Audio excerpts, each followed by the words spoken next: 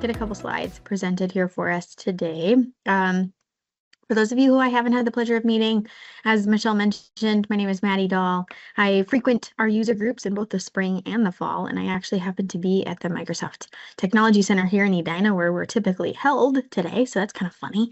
Of all the days, it feels very fitting to be here and also presenting to you all on this day. So thank you so much to the team for having me, and I'm excited to be here. But my background, I work at RSM, which is an audit, tax, and consulting firm.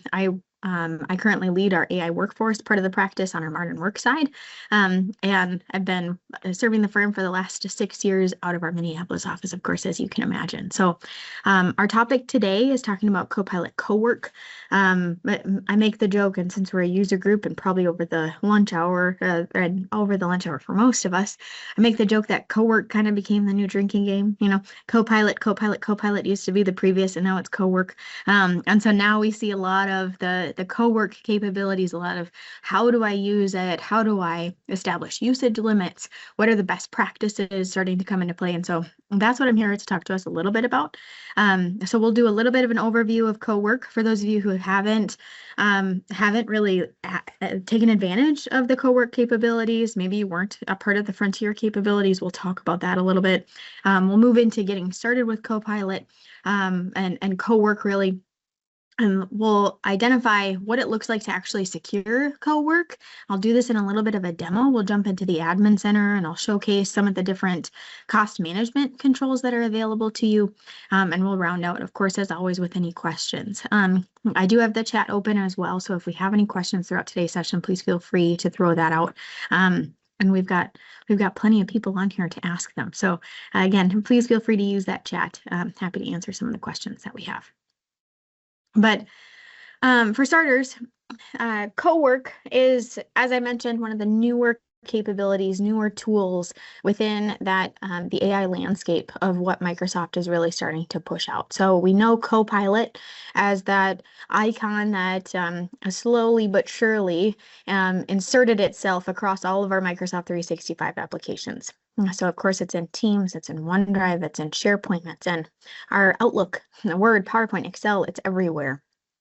So when we think about that Copilot button and what it does, really it's helped us read some of what's on the screen, take action on some of the items that are in our Word documents, take action on some of the items that we needed support on in PowerPoint, help us redraft an email. And that's typically where we've leveraged Copilot quite a bit, is through some of those initial steps or step-by-step types of processes. But where Cowork comes in is where it starts to take that a step further. So where traditionally we maybe would have leveraged an agent, and we still can, to take multi-step workflows or work through alongside us some of these multi-step workflows, we see an opportunity here for us to many organizations again have started this process, or maybe already had done it, where we've identified what platforms we want this agent to work off of. We've said we're going to have it be really good in the PowerPoint space, and then it's going to help us to draft an email. And we've got multiple steps that we want this agent to work through. And certainly an agent is one such way for us to do that. However, as I describe that to you, as you can imagine, there's a lot of work and a lot of time that goes into building that agent, building the design of what we want that agent to look like. And then quickly, sometimes organizations have identified that workflow maybe isn't as pertinent to as many people in the organization as we thought. Or maybe that initial workflow that we began to describe quickly became outdated. And we need to go back in and revise and fine tune that, which again is a lot more time that sometimes can take place in order to revise and fine tune that again. And so where Cowork comes in is kind of meeting in the middle of those two thought processes and those two types of tools. So we've got Cowork on one side Cowork that in some senses falls a little bit in the middle, if not above, some of that agentic type of workflow that I just described. And Copilot on the other end of the spectrum. Copilot is that I have a single question and I'm going to get a response back.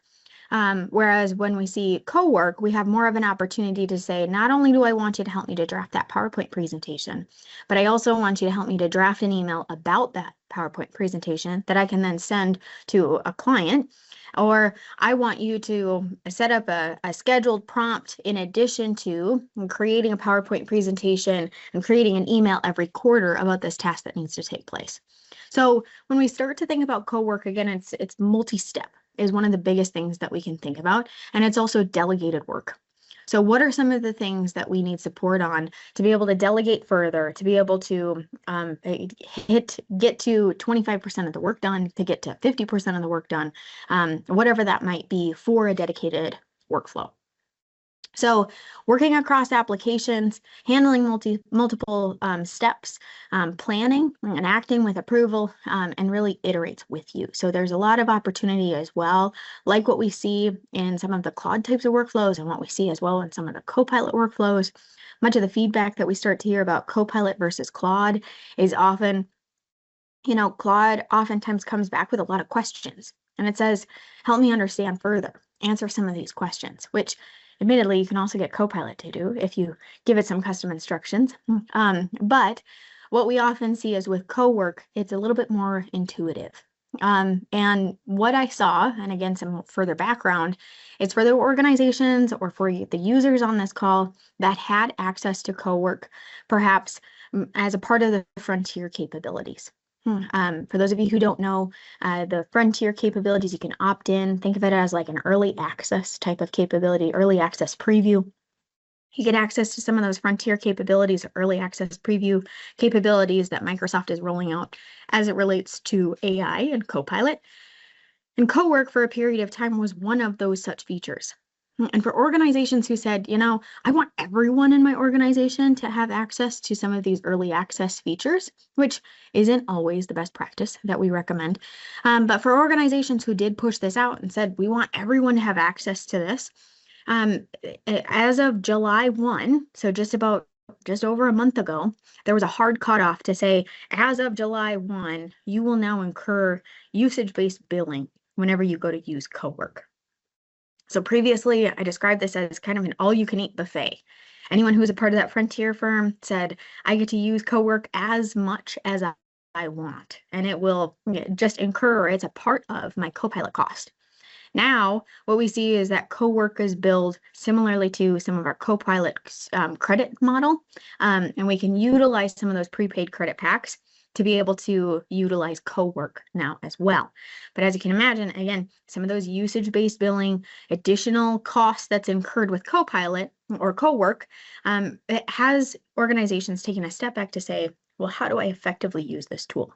And so that's what I want to set the stage as to how we can help you today and how we can start to think about this. So when we start to think about this and in assisting organizations or assisting our clients with navigating that conversation, it really went back to the basics a little bit for me, which is organizations who said, we want everyone to be able to take advantage of this tool got burned a little bit because of the fact that we maybe failed to acknowledge the fact that with any type of new technology, there's a degree of champion buy-in, there's a degree of piloting that we should be doing first to start to identify what those high impact use cases are going to be across our organization. And if we aren't doing that, if we aren't leaning into that group of people to say, help me understand where this technology fits in, then now we're working in reverse a little bit. So as of the last month, again, if that was your organization, I'm sure you're working in reverse to say, now let's try to understand who was using Cowork, because maybe we've set up usage-based billing and we're able to see some of that visibility. And we're going to now understand, does this make sense for our organization? Who is using it for purposes that Copilot can't already do? And so now the question that we're starting to help you answer, and that I want you to think about today, is when to use which. Because if we go back to Microsoft 365 implementation, back to when our organization said we want to use Microsoft 365 for many of the different uses across our organization, if we said yes to Teams and SharePoint and OneDrive, then we had to answer this question then, and we need to answer it now, which is, when do I use each of these different tools? So with each of these, and if we had a question, I'll pause for a second there. Okay. We'll get this some background, no worries. So in terms of that question then, when to use which, trying to discern that a little bit. We answered that question with when to use SharePoint versus Teams, when to use Teams versus OneDrive, and how do these three tools fit in? Now the same question is, how does that fit in with Copilot versus Cowork versus an agent? And so a little bit of what we're seeing is shown on the screen here. So use Copilot Chat when you need a quick draft, when you need to summarize something, when you need to brainstorm, when your task is single step or single session, meaning I can have a conversation back and forth with Copilot and get to where I need to go. Or if you want help thinking through work before you act, again, that single session, that conversational type of workflow, Copilot is great at, and that's a really great use for it. When we move into Cowork then, Cowork is, again, as I had kind of alluded to in the very beginning, that multi-step deliverable across applications. It's a PowerPoint presentation, it's an Excel workbook, it's a drafted email, and it's a scheduled prompt to run it every quarter. So we've got multiple steps that's taking place in that in order to get that to move through. The workflow involves multiple different applications. You want progress updates, you want checkpoints, you want approvals to take place, which you'll get notifications of as Cowork begins to work out that task. So those are some of those differentiators, I would say, between Copilot Chat versus Cowork. And I would also encourage you that if you're still trying to discern, can some of the Microsoft 365 applications do what I'm using Cowork to do? Another great usage is to ask Cowork. So ask Cowork the question, for these workflows that I typically ask you to support me with, help me to understand which Microsoft 365 application or applications could be used to do this workflow, if possible. And then allow Cowork to support you there. So that's also, again, one of my favorite ways to use AI is to better effectively use AI. And so ask some of those questions, get some of that input, or even better yet, if you're looking to be a little bit more cost averse, if you will, we have that opportunity to also say, when instead of going to Cowork first and starting in Cowork first, I'm going to move to Copilot and I'm going to ask it to do some of these steps. Excuse me? And support us this way. And then move into the Cowork space if we're not getting where we need to go in Copilot. So those are some of the those capabilities, some of those differences, I would say, between when to use which. So now, talking a little bit about the usage, talking about the cost, which again is likely to be on the forefront of many users and many organizations.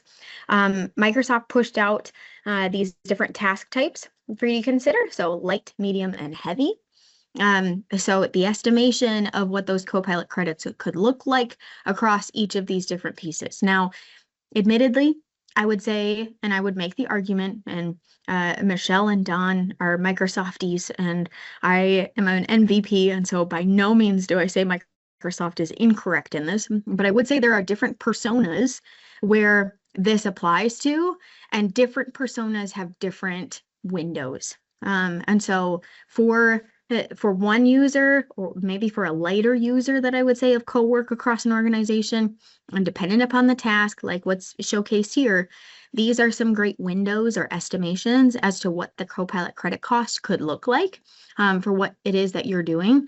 But I would also encourage you to leverage your users to utilize that dash usage key, which I can include in the chat, and I see some questions coming in the chat as well, and I can give some insight on in just a moment.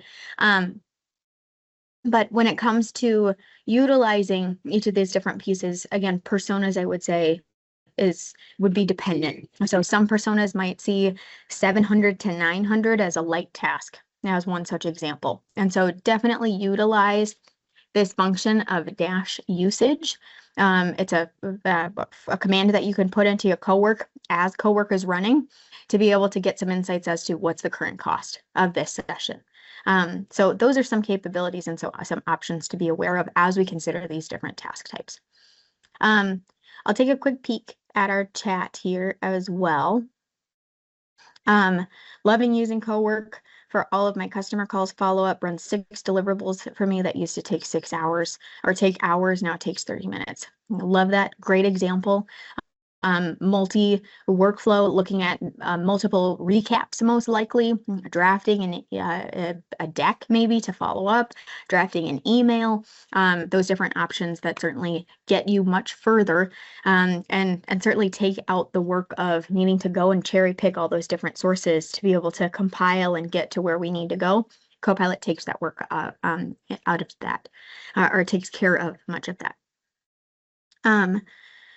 Free Copilot chat also generates recaps and chapters. Another great example of that when to use which. Try some of that lowest cost model and build your way up. When at first, if it doesn't succeed, then we can start to look at some of those additional add-ons and capabilities there too.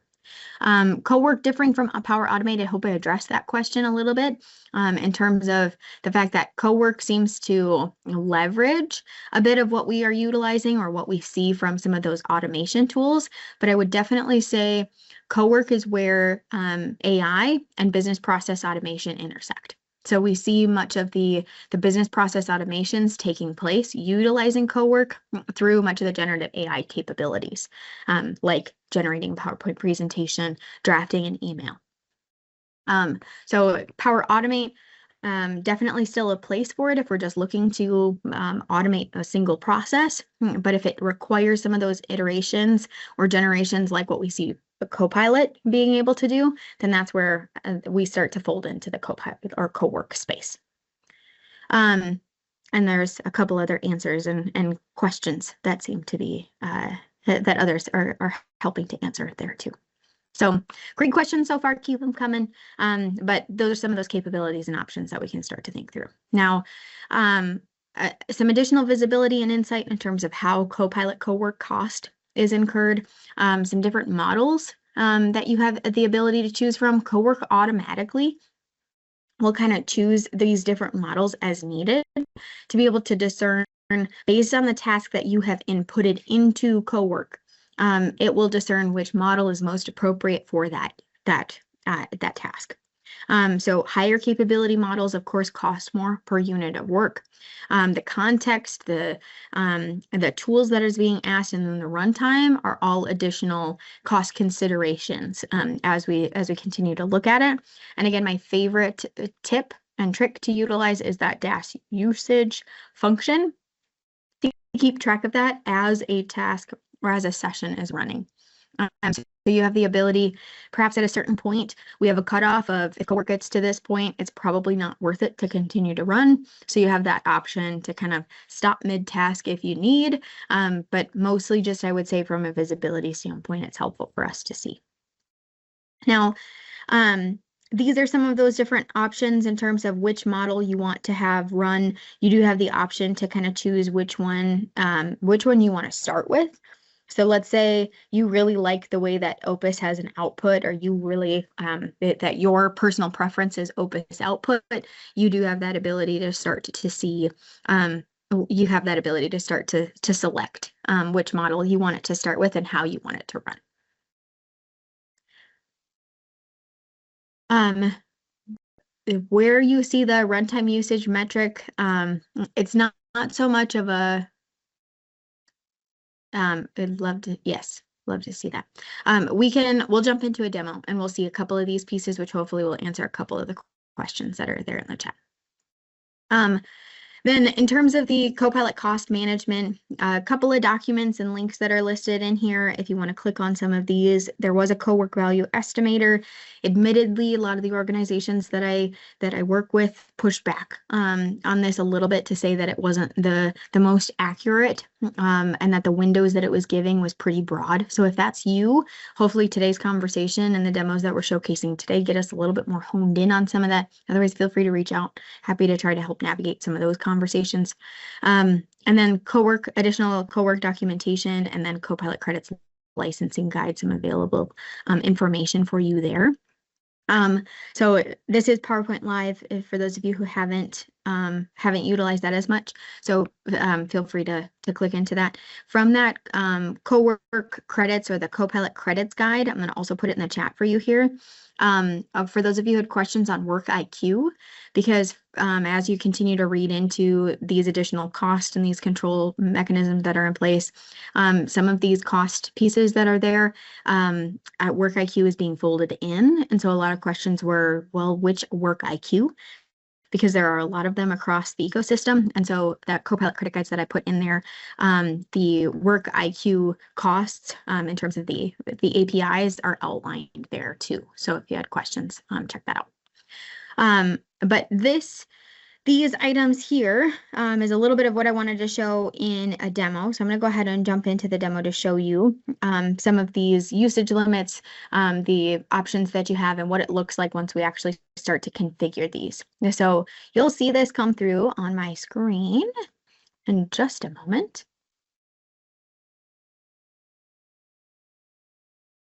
All right.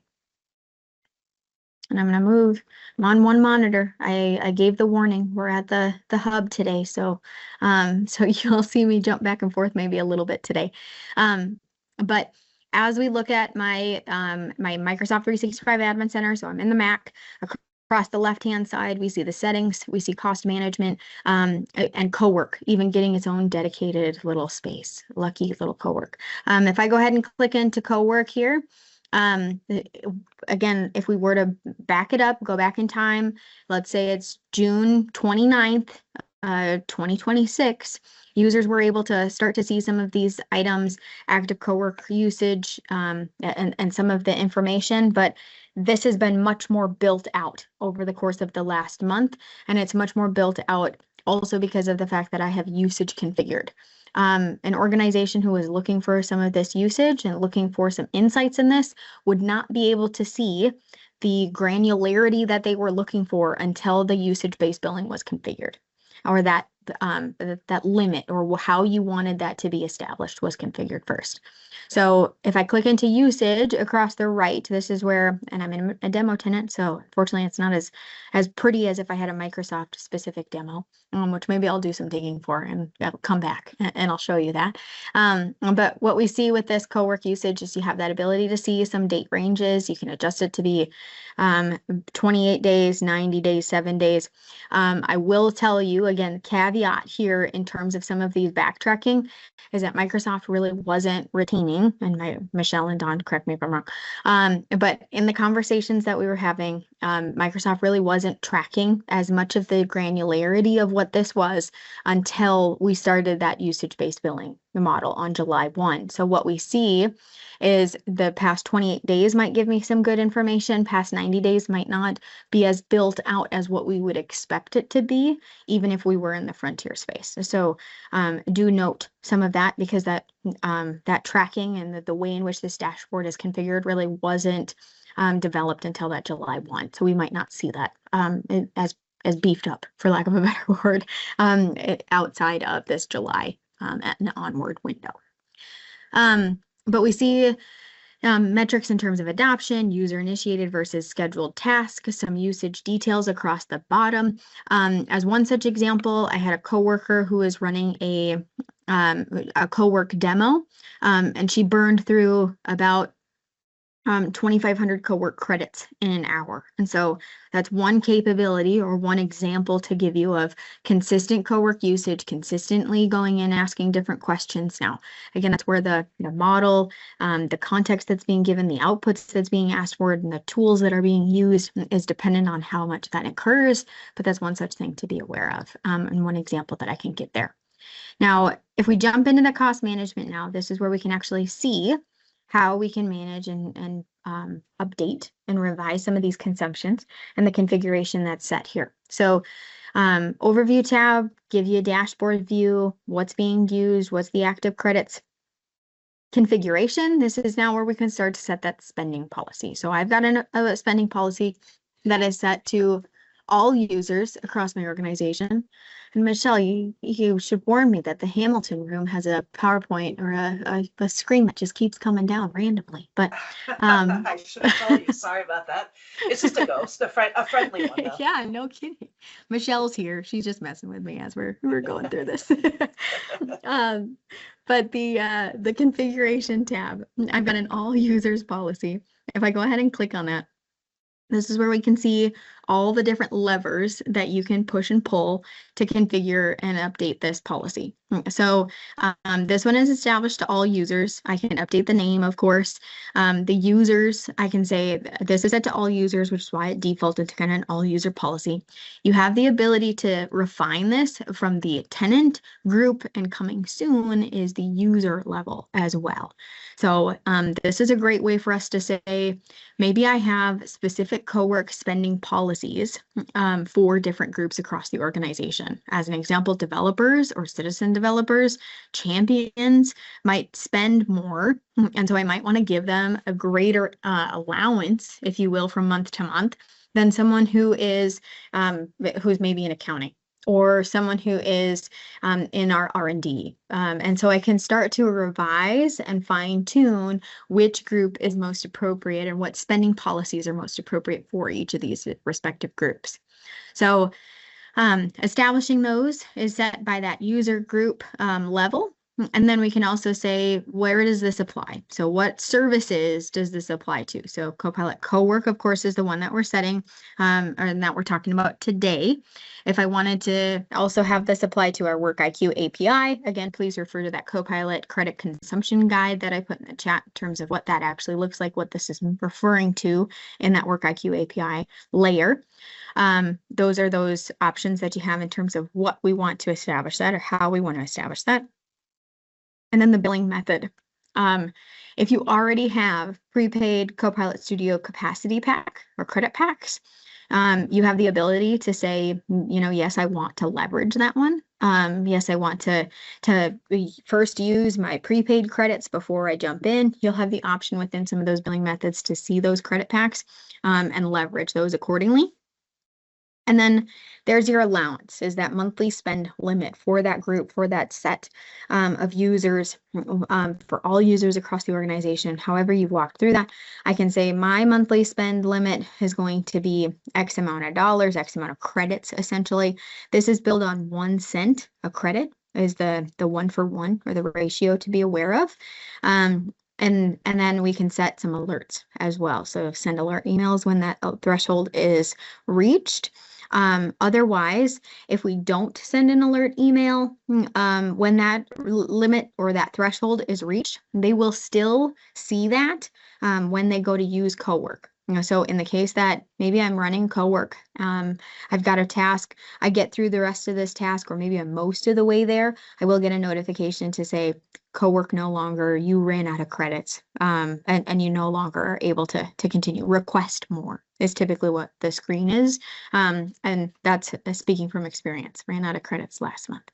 And so set monthly budget limits for users. You see that in terms of how they can spend it each month. We've configured that. We've turned some of those pieces on accordingly there. User and group limits is our monthly limits. We see that's a similar screen. So this is our monthly spending. The budget limits for users monthly, that's how we can start to turn that on. So that's why we see those two kind of being merged between some of those. And the alerts, all of these are kind of those final two options here across the bottom. So that's why we have that main menu for those last three, which maybe we should just consolidate to one option there too. In the case you want additional email alerts, you do have that option to be able to set an additional email alert, bringing you back to that policy, say, yes, I want to set that alert. I want to turn that on and get an alert sent over to configure or to be aware that those limits have been reached by that specific group. So now that you've configured your consumption, your configuration for your Cowork, your credits, then we jump over to our consumption. And this is where we would be able to see which users have configured which amounts across each of these. Now, as it stands today, and I would say at 1 p.m. on August 10th, 2026, I am not aware of any commands that a user can run to say, what's my current consumption this month? So there isn't that visibility so far on a user level from a week to week, day to day basis for me to say, I'd like to understand as a user how much credits I've used so that I can portion that out moving forward. The best thing and the best practice that I can give you is to encourage your users or equip your users with that usage command to be able to do some manual math a little bit on their part, some review and understanding of what does it actually look like to run this scheduled prompt every quarter or every month. Let's say where they're running that PowerPoint presentation, they're creating that email, or from Hannah's example in the chat, maybe it's after my 6 meetings that I've had, I'm drafting a PowerPoint presentation, drafting a follow-up email, and I'm also drafting a Teams message to send internally with all the people that are needed as associated with that call that I had. How much run that usage command to better discern how much did this cost. So if I'm running this every day, what is the cost going to look like? So those are some of those options that you would have to equip users to understand that consumption and that piece of it. Any questions? I'm going to go ahead and jump in and take a look again. One monitor, jumping back to my chats, taking a look at some of the questions we've got. And I see we've got multiple people helping answer some of these questions. So thanks to those of you jumping in and helping out. So yes, I see some questions around tenant versus group allocations. I see some questions around which credits apply. Cowork credits and Copilot Studio credits are the same. And then if they're not assigned a spending policy, I assume they're blocked from using Cowork if they aren't factored into that spending policy or that usage limit. Cowork typically they would default to not being a part of that. So you just want to discern where those users have been added and which groups are assigned to that spending policy. And then great questions around GCC or GCC high. We can take a look at some of that information, and I can look to provide you with some of that. Internally, with our organization, we do have some groups that are implementing Copilot and Cowork across organizations that are GCC and GCC high. And so I can get some collateral and look to follow up if there's some additional information that's needed there too. Perfect. Perfect. Yep. I think that answers all of our questions so far. If there's any other questions that we've got, please let me know. So there's some of our cost management controls and information from a Cowork perspective. If I were to jump in, and now let's just go to my Copilot, and I should go m365.copilot.cloud, whichever the copilot.microsoft.com is where I'm going to go because it's the one I always remember. And it's going to ask me which Copilot I want to use, which I want to use my business Copilot. And so we'll get it logged in and added in here. So you'll see that in a second.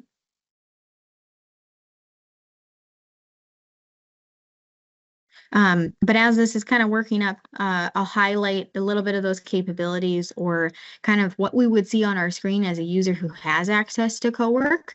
So as you can see, a very similar interface for those of you who don't have access to Cowork, a very similar interface. Main difference is, of course, that Cowork toggle in the top left-hand corner. So if I jump into Cowork in the top left-hand corner, now we can see it becomes a new drop down, some new capabilities within this space. So I've got new task, my tasks, some scheduled, or the ability to customize some of these. Where I think Cowork also shines is not only in its ability to run some multi-step tasks, but where it can also leverage skills. And arguably we could do a whole session on skills as well. But skills is a really great capability. The Microsoft CAT team has built out and created a skills library for individuals as well. And so I can go ahead and include that in the chat for us, for you to be able to reference as well. But the agent skills library, again, it's somewhat of a community effort. So you can go ahead and take a peek at that. But if you want to take a look at what those skills could look like, it is a skills.md file as well. And so Pete will look at a fall session, or maybe this is your sneak peek to the November user group. Light bulb. So this is a great opportunity for us as we're thinking through this. But in terms of those CAT skills that's posted in that link there, we've got that option for us to start to see what do skills actually look like, how do they applicably work in our day-to-day. Again, somewhat of a community-led initiative. So some MVPs have also been contributing or submitting some potential skills to support, and you'll be able to see what does that look like and how could I potentially leverage some of those too. So check that out, to see what those skills look like. But across the left, when I go to start a new task, similar interface to that Copilot, where I've got start task, ... my prompt box in the center. What can I do for you? And then we've got some of those suggestions across the bottom. Again, Microsoft continuing in its wisdom to say, I'm a brand new user. What do I do with this tool and how do I use it? We've got some suggestions across the bottom. Reorganize my inbox, arrange my week, prep for a meeting. So if I say organize my inbox, as always, we see when we click on one of those suggested prompts, it isn't just organize my inbox that gets put into that prompt box, but rather it gives me a very long, robust prompt to show me if I want to use Cowork, what does it look like to actually ask a Cowork a question or give Cowork a task. So just reading through this initial task, I can see what it looks like to actually talk with Cowork. I'm giving it that task. I'm giving it that goal. And then I'm saying, what does it look like? The source is Outlook, and that task is review my inbox from the last 24 hours and show me a summary. The expectations that I want from it is to give me the total number of emails, any emails from my manager, any urgent emails, do a basic triage, ask me before making any questions or making any changes rather. So if it's spam, let's delete it. If it's not important, let's provide a synopsis and archive it. If it's a meeting invite, let's accept, delete, or mark as tentative. So I just came back from maternity leave a couple months ago. This one would have been perfect for me to leverage Cowork, right? So this is one such example of maybe we've been gone. Maybe you're someone who gets a couple hundred emails by being out of office for a couple days. This is one such tool for us to not just say, Copilot can look at my inbox and give me some of this insight, but Cowork can also accept a meeting invite, require a reply, start to draft it, save it as a draft. It can delete information, it can archive information. So we see these movements, these actions that are being able to be taken place using Cowork. It isn't just, let's look at this together and do these step by step together. It is, let's take action on all of it. And let's do this, and I'll approve this together. So definitely some of the differences that we start to see right away as we look at just this prompt. Now, if I jump down to one of these other examples, I used Cowork to help me create a brand kit. So for those of you who have ever attended one of my MCT Tech Talks, Cowork helped me create my new brand kit for this. And so I started having some conversations. It started to fail sometimes. So I said, please try again. I gave it some context. I told it what colors I want it to use. And it continued to develop this. We had somewhat of that back and forth. And then it comes out with this full template file of PowerPoint presentations, flyers, Teams backgrounds, tells me which fonts to use, tells me what might be best to use for each of these different categories. So catch me using a lot of these in my new LinkedIn capabilities and on my MCT Tech Talks. You'll know how I co-created these with Cowork. But that usage function, if I were to go in here, I can do that / and then I'm going to go ahead and type out usage. And I'll click So we'll do my usage, my usage capability. And I had asked it this question as I went up a little bit further. So I'm going to go ahead and scroll up to show us that, because maybe I'm just and yes, Michael, I see your hand raised. Yeah, I was trying /usage earlier and it wasn't working for me. I saw you had a /cost option though. When I tried yes. /usage, Thank it you. didn't recognize it. So either they renamed it or something. Thank you. No, cost is the one that I meant to call out. Cost is the correct function there. So, dash cost is the right one. I'm going to even go through here and yep, there we go. People are saying that. So in terms of this, yes, it is dash cost. Thank you for that quick catch. So /cost is the function that you should be using. We see that I've reached 100% of my limit. So 0 credits used so far, monthly limit, 100% of monthly limit remaining. So if I were to go back and refine this task, so let's say, please help me to update the logo using more modern formats. And I'm trying to think on the fly here so we can get a new usage piece.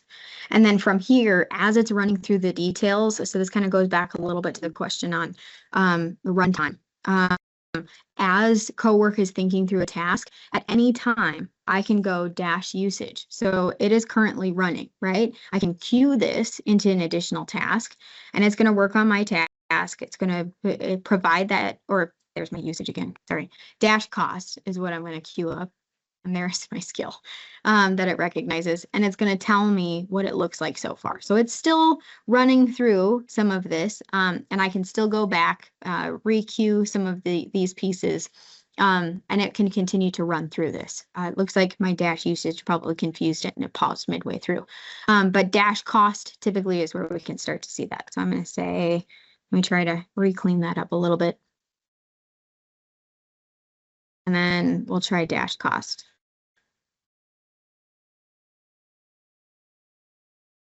So that's what the demo was intended to look like. Live demos are always fun, guys. Thank you. But we see that. Please help me to update that logo. It's running through this piece. Brand kit survived. Logo images are embedded in it. Let me recover it. It's still running this task. So that runtime is still taking place. It hasn't finished it, but at any time I can say, wait a second, let's do a pulse check. Let's check what the current cost of this looks like. And so it's used 32 credits. Which is 32 pennies effectively is what we can start to think through, and it continues to run through that task. I can run this cost function as many times as I want, and I can continue to see how it continues, and how it continues to climb as that task continues to run. So good call out in terms of what that differentiator is. All right, check my chat real quick here. All right. Yeah, question. Yes. That stuff's junk and that stuff smells bad. Okay, well, I need to have a number for that. You have it in your target. All right. We'll keep moving through. So this is a little bit of our example in terms of the cost function, what it looks like to utilize Cowork, how Cowork can potentially help us draft this. Another example that I think through in terms of some of our workflows is oftentimes when we're utilizing these tools, and again, those of you who are added into the Frontier capabilities, we're using Cowork for everything because Cowork was that much more intuitive. I like to say that Cowork, the reason why so many users love Cowork but struggle with Copilot is because Cowork alleviated some of that initial learning curve that took place. Copilot, for those of you who went through some of the upskilling, did training sessions, read about some of those differences between how to effectively use Copilot, read about prompting, and some of those initial items, we're able to hit the ground running that much easier when it came to Copilot. Cowork says, regardless of a user's understanding of generative AI, of prompting, of these capabilities, it's a bit more intuitive and it understands a lot more of that background, and it can start to ask questions accordingly. And again, we can set some of those things up with Copilot through Copilot custom instructions, through effective prompting, but giving it the proper context. But Cowork, the reason why it costs a little extra is because it works a little harder to get the appropriate background that's needed to get a user where it thinks that user is expecting it to go.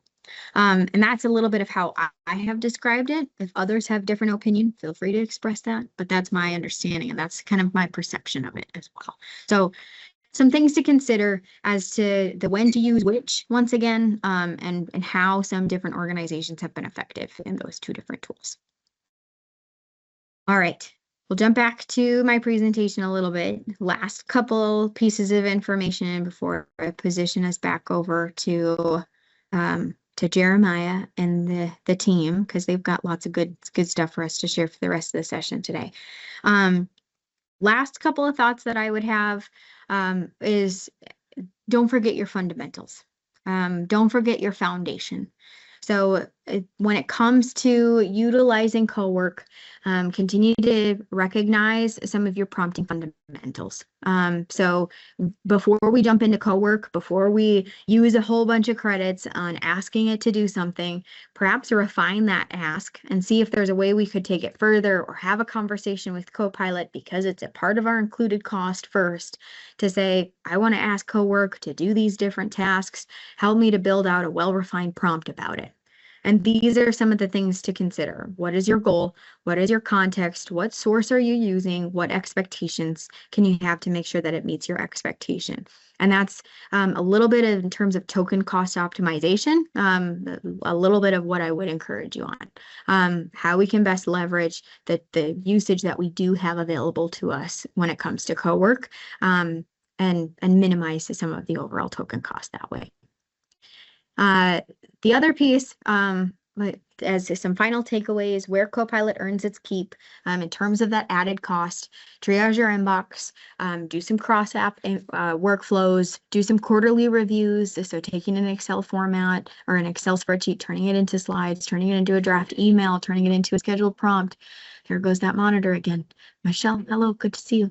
And then the automated teams, follow-ups, generate work plans. These are all some great takeaways, great ideas for you to consider as we move through those. So I hope that helps us to understand what it looks like to get the most out of Cowork, how to set the groundwork, how to secure what our Cowork is doing, what we want our Cowork to do. But again, I'll leave it there. If we have any questions, I'll pause. I'll conclude. Yeah, there's some questions in the chat. First off, fantastic job, fantastic description of Cowork and overview of the Cowork consumption model and the admin center and the experience itself. Eric had asked, I noticed that for the example, you went into the browser to use it, and was just curious if that's what you normally do, or where else can you experience this? Great question. Users can use Cowork anywhere they really seek to use Copilot. Primary places, well, I should say with a caveat, we can't use it so much in the Microsoft 365 applications, so it's not nested into Teams, not nested in your PowerPoint, Word, Excel. That's all your Copilot capabilities. So Cowork is primarily, I was using it in a browser because that's where my demo tenant is most easily, but then from your Copilot app. So if you've got that desktop app pushed out to your users, that's a great way for them to use it there. Fantastic. Yeah, that's where I definitely love using it. Throw it over in another screen, let it do its work, and then continue on in Teams and Copilot. Yeah.